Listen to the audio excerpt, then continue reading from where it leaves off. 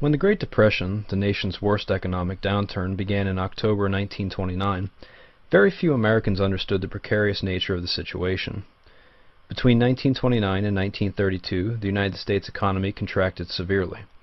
Production was cut in half and investments fell by $15 billion. By 1933, roughly half of the financial institutions in the United States were closed. Additionally, unemployment reached an unprecedented 25%, which translated to an estimated 13 to 15 million unemployed Americans. Yet for all the suffering, there seemed to be a general calm among Americans. Historian David Kennedy suggested that Americans believed that they were the root cause of the Great Depression simply because they did not work hard enough or that they did not invest properly. But that was not the case. The onset of the Great Depression was beyond the control of most Americans. Unfortunately, they were left to suffer through the economic hardships created by the devastating period. The unemployment caused by the Great Depression was unprecedented to most working Americans. There had always been the opportunity to work for some type of wage or allotment. Yet the number of unemployed skyrocketed from 3 million in 1930 to roughly 13 to 15 million by 1933. You must remember, the unemployment compensation that we have today was unheard of during the Depression years.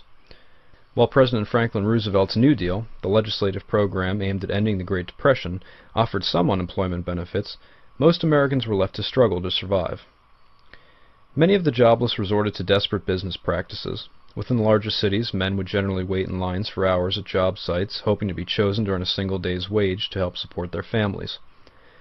Other family members attempted to sell household items and various fruits, such as apples, on street corners to compensate for the lack of income. Unfortunately, most unemployed Americans were unable to find a sustainable income during the Depression. Many had their utilities canceled, and even worse, were evicted from their apartments and homes. Families were forced to wait in bread and soup lines for a token meal. Many even turned to leaders of organized crime for sustenance. Food riots occurred throughout the nation, which witnessed families breaking into grocery stores and stealing any food that was available. Owners began securing their food markets to the level of the banks. Meanwhile, Hoovervilles sprung up throughout the urban areas. These were makeshift cardboard and scrap metal homes that families were forced to inhabit due to foreclosure and eviction. The name was derived from the general contempt of President Herbert Hoover and his failure to end the suffering. The American experience in the rural setting may have been worse than those living in the major United States cities. Farmers in the Midwest and central United States generally suffered for a number of reasons. Hoover's protective tariffs curbed farm production and lessened the profitability of selling farmed goods overseas.